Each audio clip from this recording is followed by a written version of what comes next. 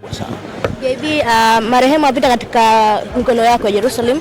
Kipi ambacho ameacha kama alama katika upande wako wewe? Kubwa kama nilivyosema, kazi yetu ya Senior Bachelor haijaisha. Ipo na ndio kwanza ilikuwa katika episode 10 za mwanzo na ilikuwa ni lifetime project. Kwa hiyo mpaka sasa hivi tunawaza tutaendelea vipi kutokea pale. Kwa hiyo iko ni kitu kikubwa sana. Ndani ya Vacation alikuwa ni source pia kubwa katika scene ile. Yeah. Kipi ambacho pengine kimeleta ambayo kama ni chachu kutumia ile filamu ya Vacation? Nafikiri Vacation ilikuwa katika zile filamu mbili za Report na Vacation. Vacation ndio alifanya part kubwa sana. Yeye akishirikiana na Bista. Na role yake ilikuwa ni nzuri sana kwa sababu kwenye Vacation walikuwa ni watu waliokuja kutalii Tanzania lakini hawana hela. It was so interested na watu walipenda sana pamoja na watoto wake wale akina Kevo. Watu walifurahia sana ile. Lakini zaidi kwenye Senior Bachelor ndio alimaliza kabisa kwa sababu alikuwa mmoja kati ya wahusika wakubwa. Na ni kazi ambayo ilikuwa inaendelea. Tuli break kwa sababu alikuwa anaumwa. Kwa hiyo tuna kazi kubwa ya kuanzia pale kwenda mbele. Pengo la Senior Bachelor liko vipi baada ya kwamba kuna source ambaye ameshata kumpata recover nafasi yake? Ni kubwa, inabidi tuvuruge tena script kwa sababu script ilikuwa tayari kama nilivyosema awali na ilikuwa tuingie location lakini akaumwa. Kwa hiyo tukampa nafasi apone kwanza ili aendelee. Kwa hiyo namna ya kuendelea kuanzia pale ilipoisha, bado tunafikiri tumalize msiba, tupate muda wa kuomboleza, then turudi tena tukae na mwandishi tuone tutaanzia wapi kwa sababu it's hard. Kwa sababu ile ilikuwa na Senior Bachelors wenyewe wanne, yeye alikuwa ni mmoja wapo. Nilikuwa mimi Rich pamoja na yeye na Mzee Nkwabi. Kwa hiyo kutokuwepo kwa main character ni tatizo kubwa sana. Bado hatufikiri tutaendaje. Tumalize msiba alafu tutakaa na mwandishi tutajua tukitokea pale tunaenda namna gani. Marehemu Onyango alikuwa na upekee kiasi gani kwenye sanaa yetu ya Tanzania? Upekee wake ulikuwa ni wa tofauti. Kwa sababu kwanza ukumbuke kwamba ni msanii mkongwe wa muda mrefu sana. Kwa hiyo ana ule uigizaji wa zamani na wa sasa hivi. Lakini discipline yake, kuwahi, kutiana moyo, unajua kwenye project kuna saa mnakwenda mnakwama. Yeye nje ya project wakati mnakaa mna discuss, starehe anazokupa unasahau hata kwamba mko kwenye matatizo. Lakini kutiana moyo na ufundi wake wa kipekee katika uigizaji ndio tatizo kubwa linalotukabili. Na kitu gani ambacho wasanii wa sasa hivi wanakuwa kujifunza kutoka kwa marehemu? Sababu amekaa kwenye tasnia kwa muda mrefu na tunaona akiendelea kupaa juu kwa kazi zake na sio scandal. Uigizaji kwanza ni kuamua kwamba hii iwe kazi yako ya kwanza. Unajua Onyango uigizaji ilikuwa ni kazi yake ya kwanza. Kwa hiyo kwanza alikuwa anaheshimu. Hata wakati tunashuti scene za mwisho kwenye Senior Bachelor alikuwa anaumwa. Lakini alikuwa thubutu hata kusema anaumwa mpaka mkimaliza sema unajua JB mimi sijisikii vizuri. Mzee, kwa nini kusema tupumzike? Anasema hapana. Hii ni kazi yetu na lazima tuifanye. Kwa hiyo kwanza aliamua kufanya uigizaji tofauti na wa sasa hivi. Sio muigizaji kama wa sasa hivi wanishuti niondoke. Yeye alikuwa sio wa aina hiyo. Tutaanza naye asubuhi mpaka usiku. Na hii project ilikuwa ni kubwa sana kwa sababu ilikuwa tunasafiri karibu mikoa yote na mpaka nje ya nchi. Kwa sababu hadithi yenyewe ilikuwa inaturuhusu kufanya kwa muda mrefu na tuliamua tuifanye maisha yetu yote.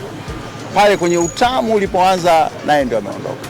Kitu gani wewe utaishi nacho kama alama kwenye movie za Tanzania ambacho kakifanya marehemu Onyango kwenye uhai wake na kazi zake? Na mimi nategemea kuigiza maisha yangu yote kama alivyofanya yeye. Kwa sababu hii ni kazi ninayoipenda na ni kazi yangu ya kwanza. Mzee Onyango hata ungempa kazi nyingine kubwa zaidi yenye maslahi makubwa kuliko hii, bado angerudi set. Akiwa set ana furaha kuliko akiwa sehemu nyingine yoyote. Alikuwa anaweza kuishi bila kuwa mwigizaji kutokana na watu waliomzunguka na kipato alichojipatia mwanzo, lakini aliamua kwamba uigizaji uwe maisha yake. Hana tofauti na King Majuto. Uigizaji umekuwa maisha yake mpaka mwisho na anajisikia raha akiwa set kuliko wakati wowote. Kwa hiyo ni mwigizaji wa tofauti sana ukilinganisha na waigizaji wengi sana wa sasa hivi wapya. Yeye hata kazi iwe ngumu namna gani, hata kazi ifanywe katika mazingira magumu namna gani, ataifanya kwa moyo, huku akitoa support kwa producer na madirector kuhakikisha kwamba ile kazi inafanyika kwa ufasaha. Waigizaji wa zamani, na ndio maana uwaga mimi napenda sana kuwatumia, wako tofauti sana na waigizaji wapya, kwa sababu unajua sisi tulianza sanaa hata hatulipwi. Kwa hiyo tulikuwa tunafanya tunapenda kama yeye. Kwa wakati huu sasa inapokuwa inalipa bado yeye kipato kilikuwa pembeni, lakini kupenda ile kazi ilikuwa ni kitu kikubwa kwake. Umezungumzia waigizaji wa zamani upekee na waigizaji wa sasa hivi, na upekee wao uko wapi? Sababu ni producer lakini pia ni msanii wa muda mrefu ambaye kwenye A-list ya watu watatu bora juu kwenye Bongo Movie huwezi kukosa kuapia jina la JB. Wewe wasema. Nasema inawezekana ikawa ni shabiki lakini ikawa ni mtu ambaye nimekutazama kwa muda mrefu. Yeah. Na kudumu kwenye kiwanda kwa muda mrefu bila kuwa na skendo na ukiendelea kupeperusha bendera kiasi hichi, lazima upewe maua yako.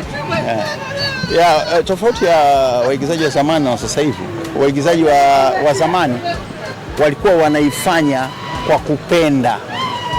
Unajua kazi yote ukitaka ufanikiwe, kwanza uipende na uifanye kwa ufanisi, alafu ndio italeta hela. Sasa waigizaji wengi sana wapya, sio wote, wengi wanafanya kwa fame. Waigizaji zamani walikuwa wanafanya alafu fame imfuate. Walikuwa wanatoa muda sana kwa kazi. Kazi yote ukitaka ufanikiwe ni lazima uipe muda sana. Sawa sawa. Tangu unaingia set unajua unaenda kushoot nini, unafanya rehearse, unajiandaa, unatayarisha nguo zako before coming to set.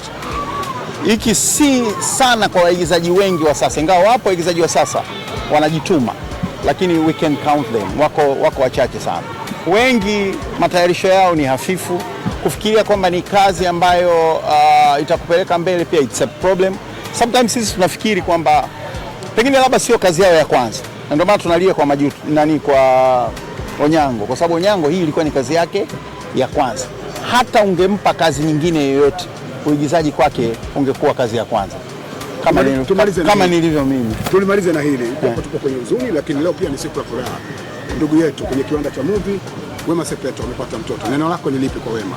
Nimepata mjukuu. Sema umepata mjukuu. Umepata mjukuu. Kwa sababu Wema Sepetu alikuwa ndio binti yangu wa kwanza. Alikuwa anaitwa Baby Jerusalem. Kwa hiyo sisi tumepata mjukuu, tumeongeza familia. Na neno lako kwa Whozu? Hongera mkwe wangu. Uje ulitambulishe rasmi kwangu sasa. La mwisho